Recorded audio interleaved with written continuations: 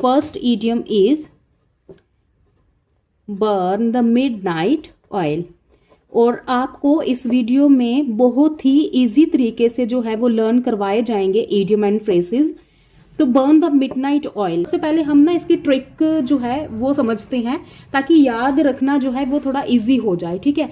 अब जैसे midnight oil, जैसे दीपक है या एक लैंप है, उसमें क्या डलता है, उसमें ऑयल डलता है ना। अब वो ऑयल जो है वो मिडनाइट तक जो है वो लैंप जो है वो चल रही है, वो दीपक जो है वो चल रहा है, यानी कि वो उस ऑयल की वजह से चल रहा है, ठीक है। तो मिडनाइट तक वो क्यों चलेगा? वो मिडनाइट तक वो इसीलिए चलेगा जब आप मिडनाइट तक जाग रहे हो। और आप जाग क्यों रहे हो? कोई काम करने के लिए या आप स्टडी करने के लिए, तो या बहुत आप मेहनत कर रहे हो स्टडी के लिए, यानी कि देर रात तक मेहनत करना, ठीक है।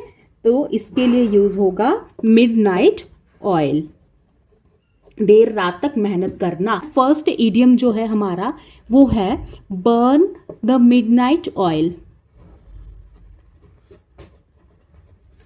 तो हम सबसे पहले इसको ट्रिक से जानेंगे, उससे क्या होगा, लर्न करना बहुत ही इजी रहेगा। अच्छा, मिडनाइट ऑयल से हमारा मतलब ये है कि जैसे कोई दीपक है या लैंप है। अब दीपक और लैंप में क्या रहता है, तेल डलता है। और वो तेल अगर लैंप आधी रात तक चल रही है, यानी कि वो तेल जो है वो जल रहा है आधी रात तक। और आधी रात तक क्यों जलाएगा कोई लैंप? जागने के लिए। और जागेगा क्यों कोई? मेहनत करने के लिए, ठीक है। तो इसका जो रहेगा मीनिंग कि देर रात तक मेहनत करना, चाहे वो आप स्टडी के लिए कर रहे हो या कोई भी काम कर रहे हो, ठीक है। तो ये रहेगा इसका हिंदी में मीनिंग, देर रात तक मेहनत करना। चलिए, और वही इसका फ्रेज जो है वो रहेगा लेबरिंग, ठीक है। या फिर आप कह सकते हो कि studying till the late night. तो ये याद रखना भी आपके लिए इजी हो गया, ठीक है। तो सेंटेंस में अगर हमें इसे चेंज करना है तो हम कह सकते हैं कि she burn the midnight oil to, किसके लिए? To prepare for her exam, ठीक है, कि वो अपने एग्ज़ाम की तैयारी के लिए रात भर जो है वो मेहनत कर रही थी। तो कौन सा इडियम होगा? बर्न द मिडनाइट ऑयल, ठीक है। तो जब भी कोई हार्ड वर्क से रिलेटेड आता है तो ये इडियम जो है वो यूज़ होगा वहाँ पे, burn the midnight oil. Next जो इडियम है उसकी तरफ बढ़ते हैं, जो कि है कास्टल इन द एयर, ठीक है। तो कास्टल इन द एयर में क्या रहता है, सबसे पहले हमने यहाँ पे वर्ड से जो है इसका मीनिंग निकालना है कि कास्टल जो होता है उसे हम क्या कहते हैं? महल, ठीक है। और एयर तो पता है सभी को, हवा, ठीक है। तो महल और हवा से क्या निकलता है कि हवाई किला बनाना, ठीक है, हवाई किला बनाना। तो इसका जो ये मैंने आपको ट्रिक बताई है याद रखने की, कास्टल इन द एयर, कि महल और किला, यानी कि हवाई किला बनाना। अब हवाई किला बनाना यानी कि वो कौन बनाएगा? जो क्या होगा? डे ड्रीमर होगा, दिन में सपने देखना। अब देखो, हवा में महल तो नहीं बनते ना, ठीक है, लेकिन हम सपने में बना सकते हैं। तो वही उसके लिए क्या यूज़ होगा, इसका मीनिंग जो इंग्लिश में रहेगा वो रहेगा डे ड्रीम, या फिर अ होप और डिज़ायर, ठीक है, जो क्या होने वाली है, अनलाइकली टू बी रियलाइज्ड।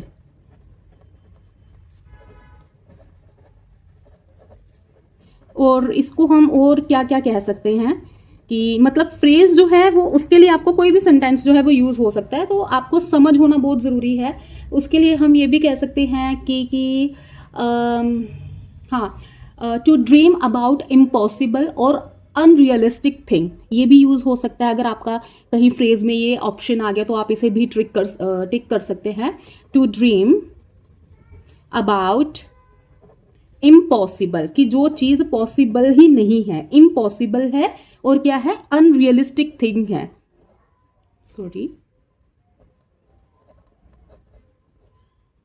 तो ये basically castle in the air, यानी कि हवा में किला बनाना हो ही नहीं सकता, इम्पॉसिबल है ना ये चीज़, है ना। तो ये डे ड्रीमर जो है इसके लिए वो यूज़ होगा।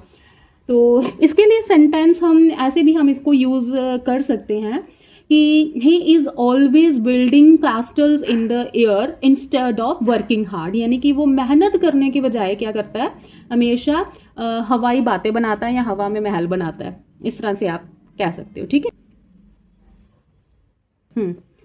तो नेक्स्ट इडियम रहेगा चिकन हार्टेड।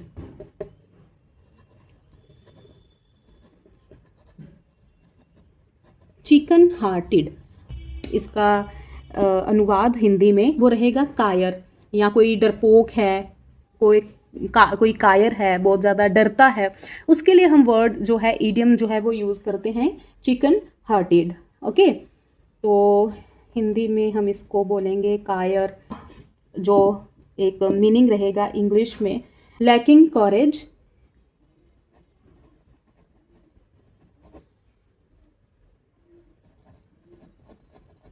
लैकिंग कॉरेज, या फिर कॉवर्डली, इसमें से अगर कुछ भी आ जाए तो अच्छा। इसको सेंटेंस में हम यूज़ करेंगे, कैसे यूज़ कर सकते हैं कि don't be chicken hearted, face challenge, की चैलेंज को फेस करो, इतने डरपोक मत बनो, यानी कि डोंट बी चिकन हार्टेड मत बनो। इसका जो रहेगा अर्थ वो ये रहेगा कि मनगढ़ंत कहानी, ठीक है, कि कोई भी मनगढ़ंत कहानी हमने बना ली, जैसे बचपन में हम अक्सर करते थे कि कुछ भी अपने मन से कहानियाँ बनाते थे, तो उसको हम कहते हैं काउ एंड बुल स्टोरी, यानी कि ये इसका इडियम रहेगा। इंग्लिश में फ्रेज जो रहेगा वो ये रहेगा कि मेड अप स्टोरी, या कोई भी हमने स्टोरी बनाई, ठीक है, तो स्टोरी या इस तरह से कुछ आ गया कि मेड अप स्टोरी, या फिर इस तरह से कुछ फॉल्स, यानी कि जो गलत है, हम कोई भी स्टोरी बना रहे हैं मनगढ़ंत है तो वो गलत ही है। ये अनबिलीवेबल, यानी कि कुछ भी जो विश्वास करने के लायक नहीं है। अगर आपके कई बार ऐसा होता है ना कि कोई इंसान आपको बात बता रहा होता है लेकिन आपको यकीन नहीं होता कि ऐसा भी हो सकता है, ठीक है, अनबिलीवेबल, तो वो क्या किस में आ जाते हैं, वो फ्रेज रहता है किसका, कॉक एंड बुल स्टोरी का। तो यहीं से आपने याद रखना है कि इसका चलो सेंटेंस में हम यूज़ करते हैं और ईजी हो जाएगा कि nobody believe her cock and bull story, कि कोई भी जो है यकीन नहीं करता उसके कॉक एंड बुल स्टोरी पे, ठीक है, मनगढ़ंत कहानी पे। चलिए नेक्स्ट इडियम इज अच्छा ब्लू ब्लड। ब्लू ब्लड का जो रहेगा मीनिंग वो है राजघराना या शाही, यानी कि कोई ऐसा व्यक्ति शाही, एक ही मतलब है कि शाही परिवार से संबंध रखता हो, उसको हम क्या कहते हैं, ब्लू ब्लड कहेंगे। अब ब्लू ब्लड के लिए जो यूज़ होगा वो फ्रेज इंग्लिश में रहेगा कि अ पर्सन बोर्न, जिसका जन्म जो हुआ है इनटू अ रॉयल फैमिली, ठीक है। ब्लू ब्लड राजघराने या शाही, या कोई ऐसा पर्सन जो राजघराना या शाही परिवार से संबंध रखता है, उसको हम ब्लू ब्लड कहते हैं। A person born into a royal family, ठीक, हाँ, बस इतना याद रखना आपने। सेंटेंस में हम इसको ऐसे भी यूज कर सकते हैं कि he is a blue blood but he live in a simple life, तो इस तरह से हम सेंटेंस में इसको यूज करेंगे। Next idiom is beat black and blue. अच्छा, बीट ब्लैक एंड ब्लू का जो रहेगा मतलब, सबसे पहले हमने ट्रिक से याद रख लेना है कि ब्लैक एंड ब्लू इस तरह के निशान पड़ते हैं बॉडी पे, तो वो कैसे पड़ते हैं, कब पड़ते हैं, जब किसी को मारा जाता है, ठीक है। तो हमने यहीं से याद रखना है कि to beat someone very badly, पहले तो मैं इसको हिंदी में बताती हूँ कि बहुत पिटाई करना, जो कि मैंने आपको ट्रिक में अभी बताया, बहुत पिटाई करना। जब हम किसी की बहुत ज़्यादा पिटाई करते हैं तो पिटाई करने से उसके बॉडी पे जो निशान पड़ते हैं ब्लैक एंड ब्लू, ठीक है, तो वहीं से ये ईडियम जो है वो बना है कि बीट ब्लैक एंड ब्लू। तो इसका जो इंग्लिश में रहेगा to beat someone very badly, okay, very badly. अच्छा, अब इसको हम सेंटेंस में कैसे यूज़ करेंगे, कोई मान लो सेंटेंस में हमने इसको यूज़ करना है तो हम कह सकते हैं सिंपली कि he was beaten black and blue in the fight, ठीक है। तो इस तरह से आपने याद रखना है, बहुत ही ईजी तरीके से आपको करवा रही हूँ, जितना मेरे से हो सके कोशिश कर रही हूँ। Next idiom blue book. Blue book जो होती है यानी कि सरकारी रिपोर्ट है कोई आपके पास, उसको हम क्या कहेंगे, ब्लू बुक कहेंगे।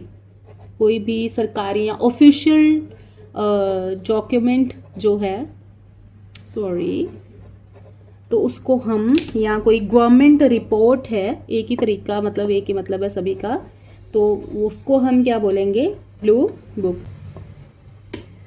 सो this is very easy idiom. So next is bell the cat. Bell the cat क्या हो सकता है भाई, आप मुझे बताएं अभी थोड़ा सोच के, इससे पहले मैं स्टार्ट करूं, आप खुद ही अगर वीडियो देख रहे हैं तो सोचें कि बेल द कैट क्या हो सकता है। तो बेल द कैट यानी कि अगर हम बिल्ली के गले में घंटी बांध रहे हैं तो वो कोई इजी काम है क्या? नहीं, रिस्क तो होगा उसमें, है ना। तो जोखिम उठाना, ठीक है, तो उसको हम क्या बोलेंगे, बेल द कैट, ठीक है।